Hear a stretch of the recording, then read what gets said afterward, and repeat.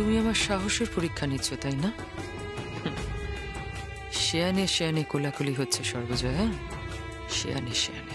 তুমি যতই শেয়ানা হও না, আমি তোমাকে চিনে ফেলেছি। রতনে রতন চেনে, সর্বজয়া চেনে স্বর্ণচাপাকে।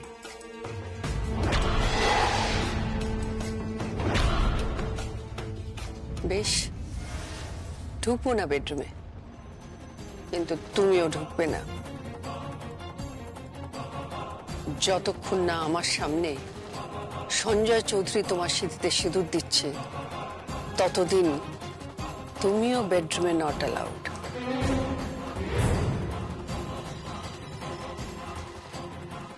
বেশ, তাই হোক।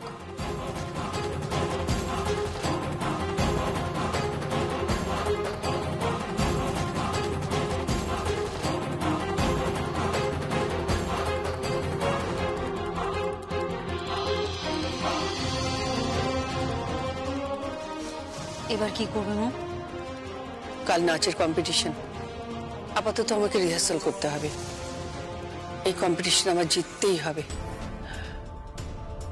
50,000 টাকা জোগাড় করে এই ড্রয়িং রুমে বিয়ের আয়োজন করতে হবে। কিন্তু উনি যদি সত্যি সত্যি বিয়ে করে নেন তাহলে? মিরাকেল হয়ে যাবে, দরকার হলে মিরাকেল হয়ে যাবে। কিন্তু এটা হতে পারে না যে সঞ্জয় চৌধুরীর সঙ্গে ওর বিয়ে হয়ে যাবে। ও মেয়ে স্মার্ট হওয়ার চেষ্টা করছে, কিন্তু ও জানে না যে আমি ওভার স্মার্ট।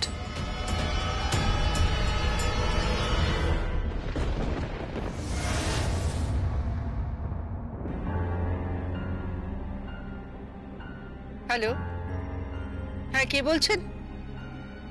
হ্যাঁ, আমি সর্বজয়া চৌধুরী বলছি। হ্যাঁ, বলুন,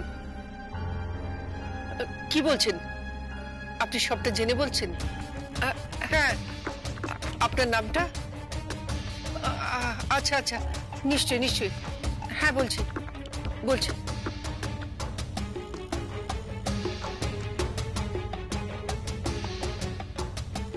স্বর্ণচাপা, স্বর্ণচাপা, স্বর্ণচাপা! চিৎকার করছো কেন তুমি? তোমার চিৎকারে তো বাড়িতে কাঁপছিল, বসবে না? কাকিন্স, কি হয়েছে কাকিন্স? তখন থেকে চিৎকার করছো কেন? কি হয়েছে কি? কারণ তো আছে। হ্যাঁ, সে তো তুমি বরাবরই করো। তোমার এই মিডল ক্লাস মেন্টালিটি আর যাবে না। ওই তো উত্তর কলকাতার এঁদো গলিতে বড় হয়েছে, এর থেকে বেশি আর কি আশা করছো? আচ্ছা, তোমরা অ্যাকচুয়ালি কিরকম বলো তো? এই মানুষটাকে কি যখন তখন ছোট না করলেই নয়? যখন সুযোগ পাচ্ছ তখনই করছো, কি মজা পাও? দর্শনা, ওদের কথায় আমি কিচ্ছু মনে করি না, কারণ ওরা কিভাবে বেড়ে উঠেছে সেটা তাদের কাজে কথায় বোঝা যায়। বৃক্ষ তোমার নাম কি, ফলেনু পরিচয়। জয়া, মুখ সামলে কথা বলো। আমি তো তোমাদের ডাকিনি, তাহলে তোমরা এসে উদয় হলে কেন এখানে? শোনো, তোমার ব্যাপারে আমার কোনো ইন্টারেস্ট নেই। তাহলে আপনারা এখানে দাঁড়িয়ে আছেন কেন মা? আপনি নিজের ঘরে যান। ছোট কাকি, আপনিও নিজের ঘরে যান না। কাকিস তো ওই মহিলাকে ডাকছে, ওই যাকে কিনা বাপ ডাকতো স্বর্ণ আর মা ডাকতো চাপা, দুয়ে মিলে। স্বর্ণচাপা, স্বর্ণচাপা কর্মকার।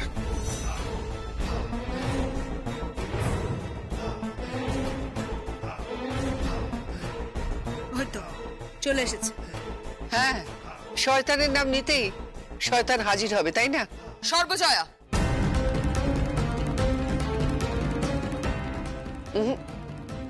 বলো সর্বজয়া চৌধুরী। ঠিক আছে ঠিক আছে, সর্বজয়া চৌধুরী। তা হঠাৎ এত ভাগঠাক কিসের সর্বজয়া? সর্বজয়া চৌধুরী।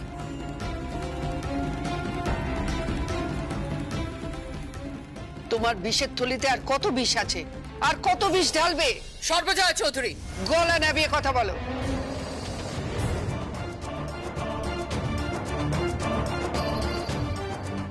তুমি কি বলতে চাইছো? নবীন শর্মার সঙ্গে তোমার কি সম্পর্ক?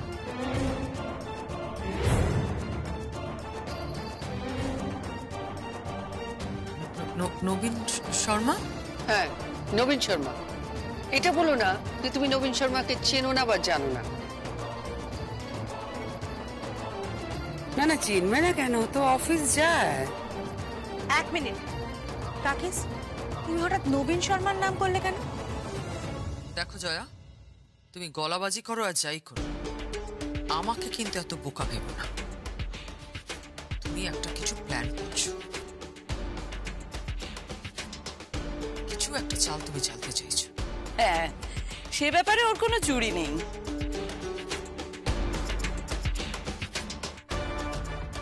একটা কথা তুমি আমায় বলো তো, তুমি নবীন শর্মার সঙ্গে হাত মিলিয়েছো?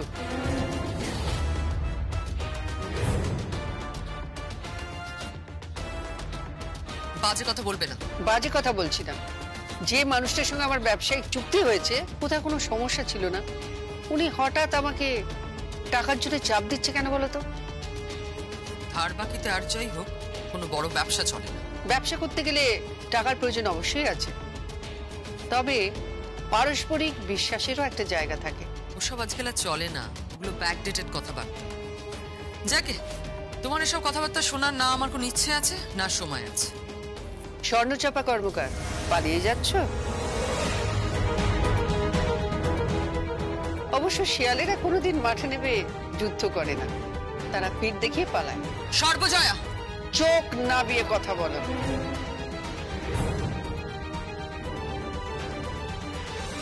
আমার সন্দেহ ঠিক, তোমার কালো ছায়া এই বাড়িতে পড়েছে। ঠিক সেদিন থেকে নবীন শর্মা শুরু করলো বদমাইশি করা। তার আগে পর্যন্ত সব কথা আমার সঙ্গে হয়েছে।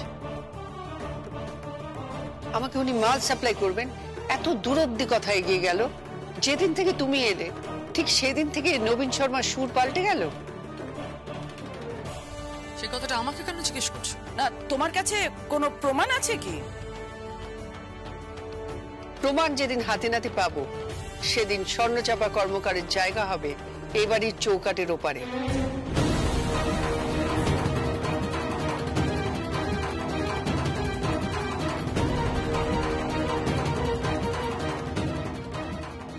কাকিস, তুমি কিছু জানতে পেরেছো? ও আটঘাট বেঁধে এ বাড়িতে এসছে মিথ্যে পরিচয় দিয়ে। আমি মিথ্যে পরিচয় আসিনি এই বাড়িতে। না না, যদি তাই হয় তাহলে ও এত কথা জানলো কি করে? আর সঞ্জয়ের সঙ্গে ওর পুরো মাত্রায় যোগাযোগ ছিল এবং আছে, আর তার প্রমাণও তো ও দিয়েছে।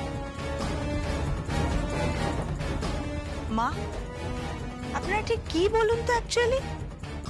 আপনার থেকে পর বেশি আপনাদের কাছে? যে মানুষটাকে আপনারা চেনেন না, জানেন না, তার কথা আপনারা বিশ্বাস করছেন। আর যে মানুষটা 25 বছর ধরে তিল তিল করে নিজের হাতে এই সংসারটাকে বেঁধে রেখেছে, তাকে আপনারা বিশ্বাস করছেন না? অবশ্য করবেনই বা কি করে?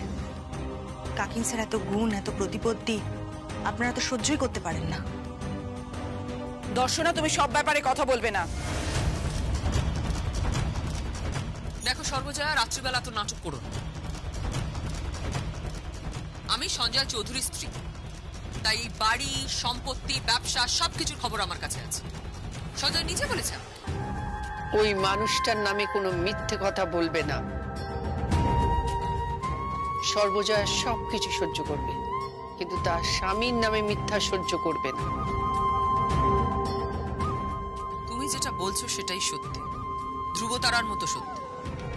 সর্বজয়া চৌধুরী, এতদিনে নিশ্চয়ই প্রমাণ পেয়ে গেছো যে আমি সঞ্জয় চৌধুরীর স্ত্রী। কারণ আমি যা যা বলেছি এই সব কথা সঞ্জয় নিজে আমাকে বলেছে। দূরত্বের ছলের অভাব হয় না। এত রাগ কেন তো বুঝতে পারছি না। একটা সত্যি কথা বলুন না, মানে আপনার কি সত্যি সত্যি নবীন শর্মার সঙ্গে মানে আগে থেকে যোগাযোগ ছিল? নিন্দুকেরা তো নিন্দে করবেই, তাই না? যাকে, কথায় কথা বাড়ে, সব আজে বাজে কথা বলে কোনো লাভ নেই। তবে একটা কথা বলি সর্বজয়া চৌধুরী, তুমি যাই প্রমাণ করার চেষ্টা করো না কেন, প্রমাণ কিছুই করতে পারবে না। অসারের তর্জন গর্জনই সার। ওরে বাবারে, বাড়ি তো নয়, যেন একটা বাজার। মানে আমার তো ভাবতেই কেমন লাগে, হাজবেন্ডকে নিয়ে এভাবে টানাটানি। আসলে এসব দেখে তো বড় হইনি, তাই না? হ্যাঁ, এক ফুল দো মালি। চলো তো, 1400 বাজে বাজে ব্যাপার।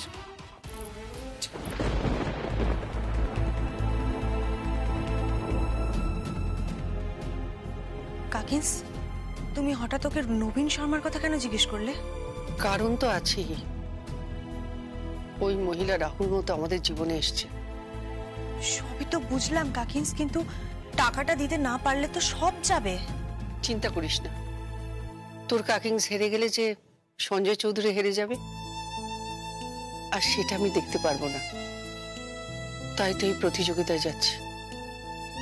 জিততে পারলে 50,000 টাকা, ওই টাকাটা দিয়ে আমি স্বর্ণচাপা কর্মকারের বিয়ে দেব, আর তারপর স্বর্ণচাপা কর্মকার তোমার জারি জুরি শেষ করব।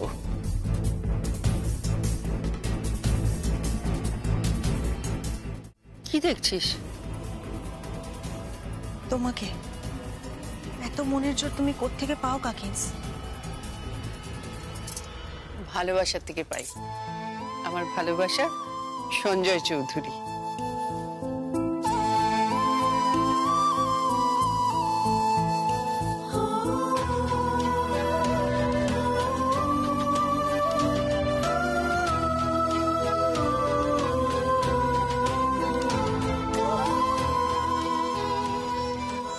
কাকিন্স, কাকিন্স তোমাকে হ্যাটস অফ। মিচকা, তোমার জীবনে যেন কোনো কালো ছায়া না পড়ে। আর আমি জানি সেটা পড়লেও তুমি সেটার প্রতিকার করবেই। তোমাকে বড় হিংসে হয়, তোমার ভালোবাসার লোকটার মতো যদি সবাই হতো।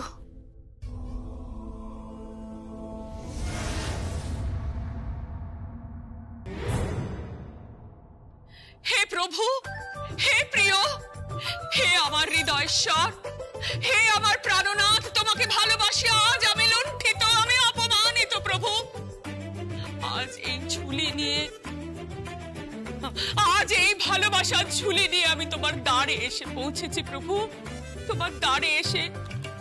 হে প্রাণনাথ, তোমার কর্ণকুহকে কি আমার এই মর্মস্পর্শে কণ্ঠ পৌঁছচ্ছে না প্রভু? তুমি কি আমাকে একটুও ভালোবাসো না? একটুও ভালোবাসো না?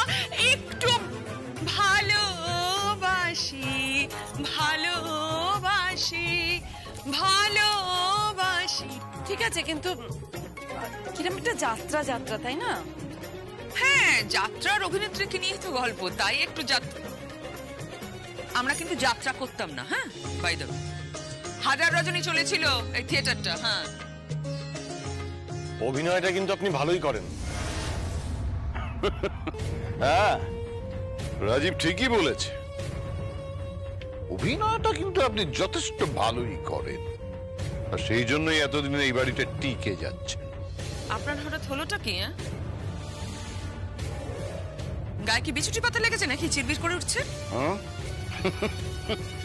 আপনাকে দেখলেই আমার সারা গাটা চিরবিট চিরবিট করে ওঠে। কেন? মনে হয় একুল ওকুল দুকুলি গেল। হ্যাঁ, সর্বজয়া চৌধুরীকে তবু তো সহ্য করা যায়, কিন্তু আপনার সঙ্গে যদি আমার দাদার বিয়ে হয় তাহলে আমাদের অবস্থাটা কি হবে বুঝতে পারছেন? বিয়ের আগে তো সংসারের কাজকর্মের অভ্যেস টভ্যেস করতে হবে নাকি?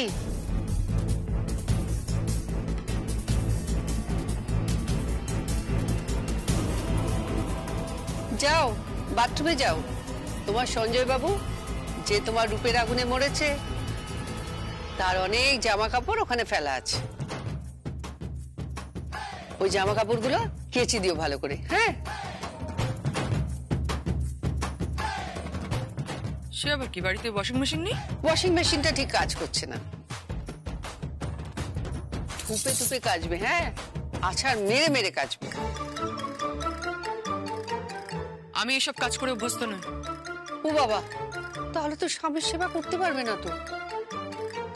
সঞ্জয় চৌধুরী নাকি তোমাকে খুব ভালোবাসে, আর তুমি এটা পারবে না তার জন্যে?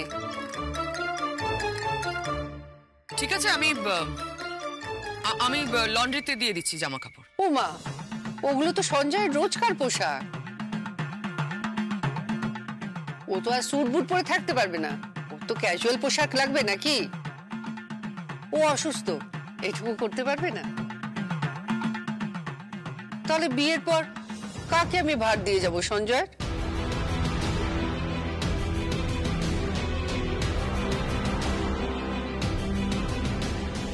তুমি কি আমাকে হ্যারাস করতে চাইছো, নাস্তানাবুদ করতে চাইছো? যাকে ভালোবাসো, যে তোমার স্বামী, তার কাপড় কাচলে কি নাস্তানাবুদ হয় নাকি? কেচে দেখাও দেখি তুমি এই চৌধুরী বাড়ির বউ হওয়ার উপযুক্ত কিনা।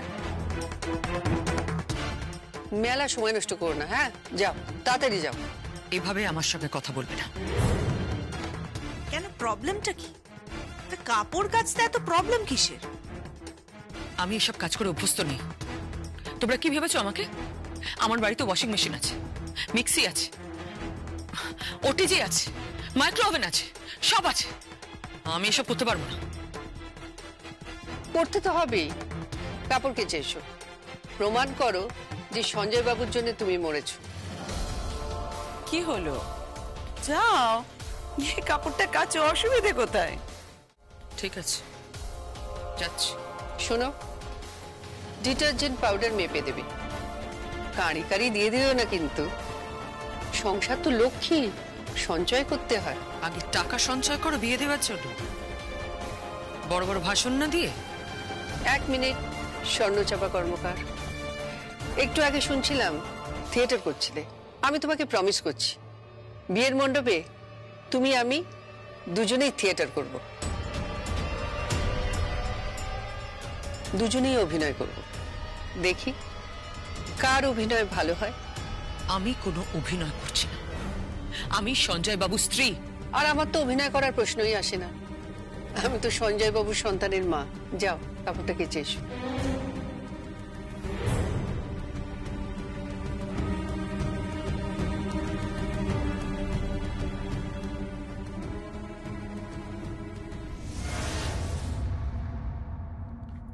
এখনো সময় আছে।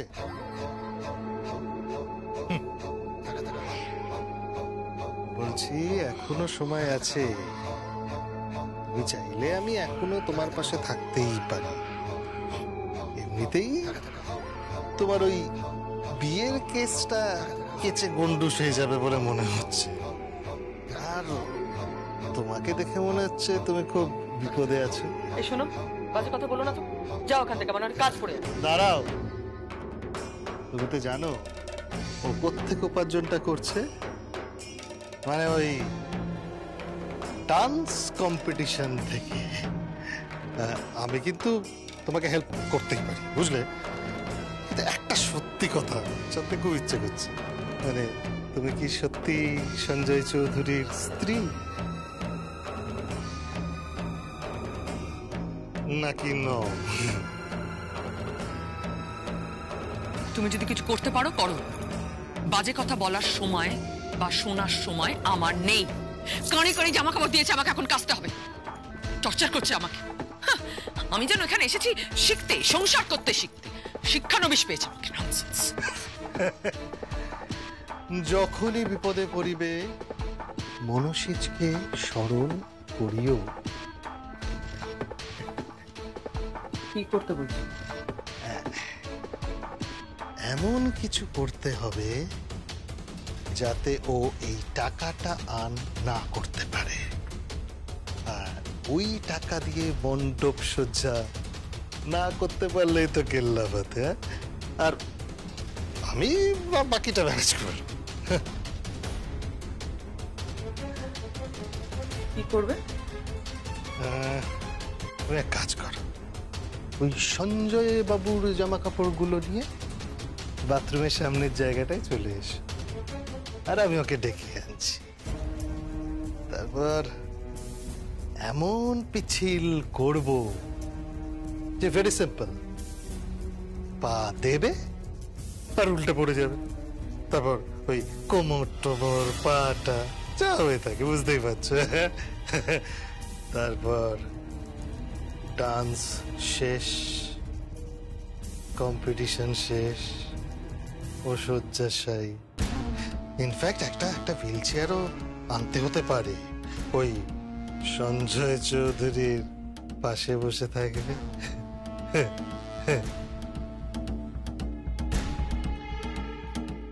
তুমি যেটা বলছো সেটা করতে পারবে? একদম পারবো।